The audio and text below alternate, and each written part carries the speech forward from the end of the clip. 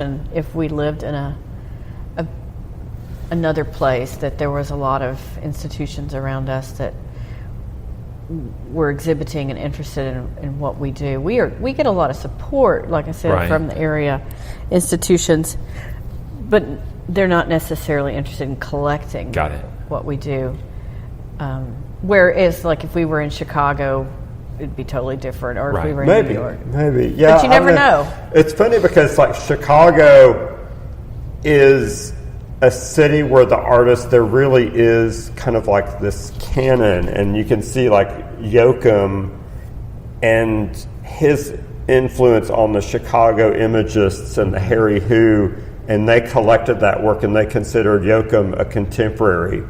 Mm-hmm. And they were all collecting self-taught work and going to flea markets and all that stuff. And so I don't know, to me, it's like there's some of my favorite artists, the imagists, the Chicago imagists, and Roger Brown, his house and his collection of folk art is all still intact. And through the Art Institute and Lisa Stone, who has discovered a lot of folk art environments, she runs the Roger Brown Study Center. And so in a way, I mean, I guess you could only hope for something like that your collection would sort of be housed where it is, and, you know, people could look at it and enjoy it. We try not to think too much about that. Right. I understand. And live in the moment a little bit. Absolutely. We love the idea of, like, museums that are kind of offbeat, and the Museum of Jurassic Technology in Los Angeles is definitely one of the best. One of those things out there. We've done a number of road trips across Europe, and especially in France, of self-taught art environments, and we've got a chance to become friends with Roger Cardinal and his wife Agnes, who Roger is a scholar from Oxford University in England, has written extensively on art, and he wrote the book Outsider Art. Right. And Roger's the person that took the term, you know, Dubuffet's term art brut, and he thought that, you know, for people that spoke English, that it kind of like was the best, I guess, interpretation of the word art brut. So, yeah, I mean, I just in you know, sitting down and thinking about, you know, sitting down with you guys, you know, I just made a list of all the different ways people describe this sort of, I mean, there's outsider art, folk art, art brut, intuitive art, visionary art, marginal art, naive art, and, you know, is it all the same? Popular art in the 40s, they called it popular. It's not all the same. I don't think it is, and I think that's part of the problem with this artwork. People try to group artists together for convenience, I think, and maybe that's kind of the problem, is to try to connect artists together. And maybe for a curator doing a show, it would work to call it outsider art for the show, but to try to label artists as outsider or not outsider, you kind of run into some because it's too big of a label, because it means everything else. Well, an outsider and marginal, those aren't necessarily kind words. Right. And, you know, this work wasn't created as that. It was just created because someone had to, for whatever reason. And then, you know, we don't just show, you know, we have a few artists that we show that they don't fall into any of that at all. Maybe they're schooled, maybe they're not schooled, but they have that aesthetic of what Bruce and I look for in what we show and collect. And so let me stop you there and say, what is that? What criteria is the criteria? Yeah, I mean, you know, because there is, you know, I think there's probably a certain number of things that people look at when they're looking at work that's not folk art, in terms of how you would judge it, but what are you guys? What really stands out to you when you're what differentiates bad folk art from good folk art, or is it all good? I don't think you can put the word bad with art. Period. I mean, there might be things that you don't and I don't respond to, but I don't think that's fair. But I think that what appeals to us, that we tend to, and we rarely consciously talk about this, it's just that Bruce and I are so lucky to have a similar taste, and you know, and sometimes we go back and forth in something like, I like this a whole lot. Well, I like it a whole lot. And there's things that we like a whole lot that don't fit what we do either. And we have to sometimes say, yeah, but that doesn't really fit us. Yeah, somehow we've found a vocabulary of aesthetics that we like, and it wasn't Art Deco, or it wasn't things that are really slick and, Nettleman prints, or, it wasn't this thing that was like super slick or refined or something. I think that we really we respond to handmade things that have kind of an obsessive quality. We love individual expression and storytelling, things that you've never narrative. seen before, and you can't really put your finger on the thread that might be the influence of the artist. Right.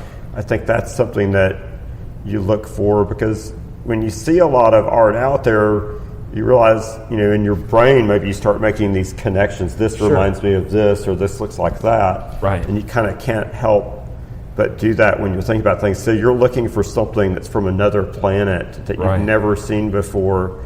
And I think it's out there. It's like that kind of quest for something that you've never seen before. It's a spark. Yeah. So from another planet, like Esther Pearl Watson? For sure. I mean, Esther is one of those rare people that fits in our gallery and fits what we do. And, it's that she is a wonderful painter. And her backgrounds are the most painterly landscapes. And then she puts these flat scenes of people on top of that. And it's all about her father that, felt he could build a flying saucer that would work. And he'd sell it to NASA or Ross Perot. And he put his 5 kids and his wife through every crazy thing you can imagine to fulfill this dream. And Esther survived by keeping a journal, and still survives by, living her life as an artist or teacher, illustrator, mother, and wife, and does these paintings telling those stories and telling her life through those stories. And she fits so well in what we do. But she and her husband Mark, when we were visiting so many folk artists that are not around anymore, they contacted us years ago. They sent the best package that we'd ever received from anybody, because that was the time you sent slides. We used to get all kinds of slides, and Bruce and I don't even know that we had a slide viewer hardly. We'd get this, we'd be like, I don't know what to do with this. And but they sent a package of zines and postcards and stickers and books, and we kept it. When every time somebody would say, I want to be in your gallery, we'd say, you might not fit here, but you should be sending something out like this, and you'll get in somewhere. And it wasn't until we put it together that we had all these links to Esther. Esther grew up in Waxahachie, Texas, where Julie's family lived. Yeah, and one day it came full circle where we got a card about an exhibit she was having at Billy Shire's gallery in L.A., and it said Waxahachie, and my parents live in Waxahachie. And I was like, what? And then it came to me. I knew the story about her, and I called the gallery. We bought that painting for ourselves, and then I called her, and I'm like, I've kept your package here forever, and we probably had that thing sitting there 5 years, and they didn't fit our gallery then. Right. But at that time, it was completely natural. We had too many artists that we were trying to show that were older. Right. We've had a lot of artists that we supported. We bailed out of jail, we paid their light bill, paid their rent, bought their groceries. Art is not for wimps. So you realize that, being an art dealer, you're kind of part counselor, part social worker, and that kind of thing. And I think, for all kinds of artists, whether, the artist has a lot of training or not, artists need help. And a dealer, it's a special relationship, because it's your job to get their work out there to be seen and to meet with collectors and try to get the art to the best place that you can, and also be that kind of protective separation between a collector, say, ordering things that they had seen or want, and kind of help keep the artist's own expression pure. Sure. So how How would you describe, because it's not just folk art going on in here, to someone that you meet out on the road, how do you describe what's going on in here? Like, what's your elevator pitch? I guess that's why I try to reference somebody like Bert Hemphill, because, I mean, visiting his place was kind of, it was hard to classify the wide array of things that were there, everything from old books to wood carvings, and then, fishing lures by Thornton Dial or Martin Ramirez drawing, or, all kind of blended together. And I guess objects all kind of tell a story. And we just kind of wind up showing the things that we were exposed to from the trips that we were able to go on. I think our gallery is just our heads turned inside out. It's probably a lot like the Surrealist Cabinet of Curiosities. Right. It is definitely kind of its own oddball natural history museum with this really intense art flair. Yeah. I mean, people, when they come here, most everybody digs it. We have a lot of destination people that have read about the gallery or interested in some of the artists that we show, make an effort to come from all over the world. We have people that come from Australia and Europe and a lot of Canadians that are driving to Mexico, that have homes in Mexico. They come through, once a year. We'll see, people that are kind of destination. We know it's not like any other place. Yeah. But it is what it is. I mean, and we just put things together that we really love and that we feel like need to be next to each other. Sure. I think, the influences are from going on those trips and then meeting people like, Alan Bourbonnas and his wife that had the La Fabuloserie environment. France. He was an artist, but he and his wife collected work by self-taught artists, and they filled an old barn and their house, and they would have people come, to see their collection, La Fabuloserie.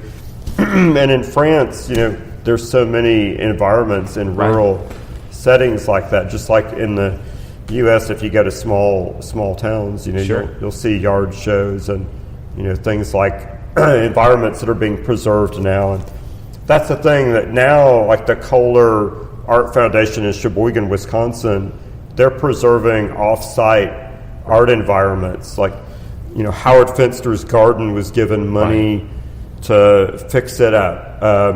The Saint Passaquan. Land of Passaquan in Buena Vista, Georgia, was also just restored by a Kohler art restoration team. And it was in a rural area in a small town that basically you're like in a Hindu temple with all this brightly painted stuff. And up in Wisconsin, there's a lot of those kind of sites like that. Here in Texas, the Orange Show, in Houston, in the Beer Can House, and Houston are sites like that are being maintained and preserved. So I guess with the awareness of this work, more preservation will happen. And museums like the De Young Museum in San Francisco, they were just given a big gift of self-taught art by the Souls Grown Deep Foundation, and the Met just opened a big show in New York with self-taught work. I feel like